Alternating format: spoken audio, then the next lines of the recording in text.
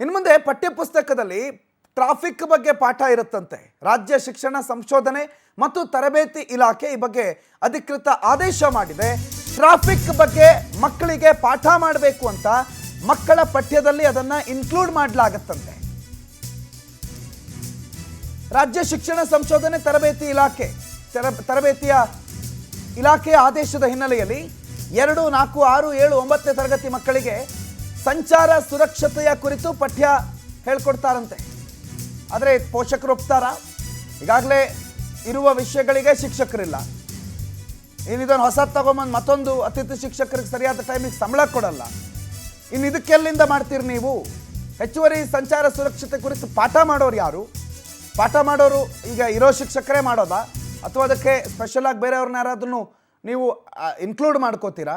ಇರೋ ಶಿಕ್ಷಕರೇ ಮಾಡ್ತಾರೆ ಅಂತಂದರೆ ನೀವು ಮಾಡೋದೇ ಹೌದು ಅಂತಂದರೆ, ಕೆಲವು ಶಾಲೆಗಳಲ್ಲಿ ವಿಜ್ಞಾನನೂ ಒಬ್ಬರೇ ಮಾಡೋದು, ಗಣಿತನೂ ಒಬ್ಬರೇ ಮಾಡೋದು, ಸಮಾಜ ವಿಜ್ಞಾನನೂ ಒಬ್ಬರೇ ಪಾಠ ಮಾಡೋದು, ಕನ್ನಡ, ಇಂಗ್ಲೀಷು, ಹಿಂದಿ ಮಾಡೋದಕ್ಕೆ ಒಬ್ಬರೇ ಇಬ್ಬರು ಟೀಚರ್ಸ್ ಇಟ್ಕೊಂಡು ಶಾಲೆಗಳನ್ನ ನಡೆಸ್ತಿರ್ತಾರೆ. ಆಗ ಈ ಇಬ್ಬರು ಟೀಚರ್ಸ್ ಇರ್ತಾರಲ್ಲ, ಅವ್ರ ತಲೆ ಮೇಲೆ ಮತ್ತೊಂದು ಇದನ್ನು ಸಂಚಾರ ಸುರಕ್ಷತೆ ನೀವೇ ಹೇಳ್ಕೊಡ್ಬೇಕು ಅಂದ್ಬಿಡ್ತಾರೆ. ಆಗ ಮಕ್ಕಳ ಗತಿ ಅದೋ ಗತಿ. ಪಾಠ ಮಾಡೋ ಶಿಕ್ಷಕ ಗೋವಿಂದ. ಏನು ಮಾಡ್ತೀರಿ ಇಂಥ ಪರಿಸ್ಥಿತಿ ಇದ್ದರೆ? ಮೊದಲು ಖಾಲಿ ಇರೋ ಹುದ್ದೆಗಳನ್ನು ಫುಲ್ ಮಾಡ್ಕೊಳ್ಳಿ. ಬರ್ತಾ ಇರುವಂಥ ಶಿಕ್ಷಕರಿಗೆ ಸಂಬಳ ಕೊಡೋದನ್ನು ಮೊದಲು ನೋಡಿ. ಶಾಲೆಗಳಿಗೆ ಶಿಕ್ಷಕರ ನೇಮಕಾತಿ ಮಾಡ್ಕೊಳ್ಳಿ, ಆಮೇಲೆ ಇದನ್ನೆಲ್ಲ ಮಾಡಿ ನೀವು ಅಂತ ಪೋಷಕರ ಆಕ್ರೋಶ ವ್ಯಕ್ತಪಡಿಸುವ ಸಾಧ್ಯತೆಗಳನ್ನು ತಳ್ಳಿ ಹಾಕೋ ಹಾಗಿಲ್ಲ. ವರ್ಷಿತಾ ನೇರ ಸಂಪರ್ಕದಲ್ಲಿ ಜಾಯ್ನ್ ಆಗಿದ್ದಾರೆ. ವರ್ಷಿತಾ, ಇನ್ಕ್ಲೂಡ್ ಮಾಡಿರೋದು ಒಳ್ಳೆಯದೇ, ಮಕ್ಕಳಿಗೆ ಸಂಚಾರ ಸುರಕ್ಷತೆಯ ಕುರಿತು ಪಾಠ ಹೇಳ್ಕೊಡ್ಬೇಕು. ಆದರೆ ಯಾರು ಹೇಳ್ಕೊಡ್ತಾರೆ? ಈಗಲೇ ಇರೋರು ಇಬ್ಬರು 3 ಪಾಠ 3 ಸಬ್ಜೆಕ್ಟ್ಗಳನ್ನು ಹೇಳ್ಕೊಡೋ ಸಂದರ್ಭದಲ್ಲಿ ಇದಕ್ಕೇನು ಹೊಸ ಶಿಕ್ಷಕರ ನೇಮಕಾನ ಅಥವಾ ಇರೋ ಶಿಕ್ಷಕರೇ ಇದನ್ನು ಮಾಡೋದಾ? ಆ ಗೊಂದಲಗಳಿಗೆಲ್ಲ ಏನಾದರೂ ಉತ್ತರ ಇದೆಯಾ ಶಿಕ್ಷಣ ಇಲಾಖೆಯಿಂದ? ವರ್ಷಿತಾ,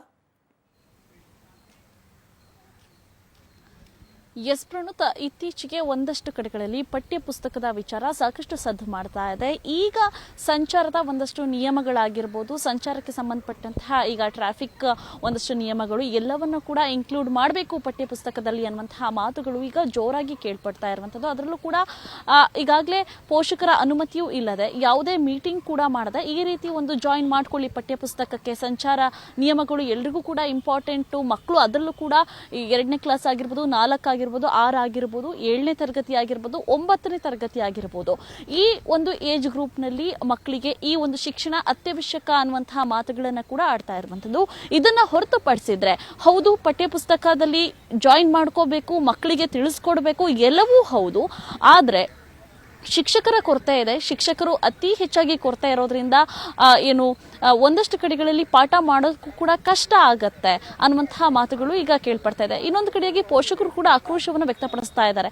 ಯಾವುದೇ ರೀತಿಯಾದಂತಹ ಪೋಷಕರ ನಿಲುವನ್ನು ತಗೊಳ್ಳದೆ, ಪೋಷಕರೊಂದಿಗೆ ಮಾತನಾಡದೆ, ಶಿಕ್ಷಣ ತಜ್ಞರೊಂದಿಗೆ ಭೇಟಿಯಾಗದೆ ಈ ರೀತಿ ಸಂಚಾರ ಪಠ್ಯವನ್ನ ಇನ್ಕ್ಲೂಡ್ ಮಾಡಿ ಅನ್ನುವಂಥದ್ದು ಎಷ್ಟರ ಮಟ್ಟಿಗೆ ಸರಿ ಅನ್ನುವಂತಹ ಮಾತುಗಳು ಕೂಡ ಕೇಳ್ಪಡ್ತಾ ಇರುವಂಥದ್ದು. ಬಹು ಮುಖ್ಯವಾಗಿ ನೋಡೋದಾದ್ರೆ ಪ್ರಣುತ್, ಸಂಚಾರದ ನಿಯಮಗಳನ್ನ ಸಣ್ಣ ವಯಸ್ಸಿಂದನೇ ತಿಳಿಸುವಂಥದ್ದು ಅತ್ಯವಶ್ಯಕವಾಗಿ ಬೇಕಾಗತ್ತೆ. ಯಾಕಂದ್ರೆ ನಾರ್ಮಲಿ ನಾವು ನೋಡ್ತಾ ಇರ್ತೀವಿ, ನಮ್ಮ ಸಿಲಿಕಾನ್ ಸಿಟಿ ಬೆಂಗಳೂರನ್ನ ಸೇರಿಸ್ಕೊಂಡ್ರೆ ಎಷ್ಟರ ಮಟ್ಟಿಗೆ ಟ್ರಾಫಿಕ್ ರೂಲ್ಸ್ಗಳನ್ನ ಪಾಲನೆ ಮಾಡೋದಿಲ್ಲ, ಜೊತೆಗೆ ಸಿಗ್ನಲ್ಗಳನ್ನು ಜಂಪ್ ಮಾಡೋದಾಗಿರ್ಬೋದು, ಸಿಗ್ನಲ್ ಬಗ್ಗೆ ನಾಲೆಜ್ ಇಲ್ಲದೆ ಇರೋದಾಗಿರ್ಬೋದು, ಒಂದಷ್ಟು ಕಡೆಗಳಲ್ಲಿ ಎಲ್ಲೆಲ್ಲಿ ನಿಲ್ಲಿಸಬೇಕು, ಎಲ್ಲಿ ನಿಲ್ಲಿಸಬಾರ್ದು ಅನ್ನುವಂತಹ ನಾಲೆಜ್ ತುಂಬ ಕಮ್ಮಿ ಇದೆ. ಹಾಗಾಗಿ ಇದೆಲ್ಲವನ್ನ ಕೂಡ ಒಂದು ಪಾಯಿಂಟ್ ಔಟ್ ಮಾಡಿ ಸಂಚಾರ ಪೊಲೀಸರೇ ತಯಾರಿ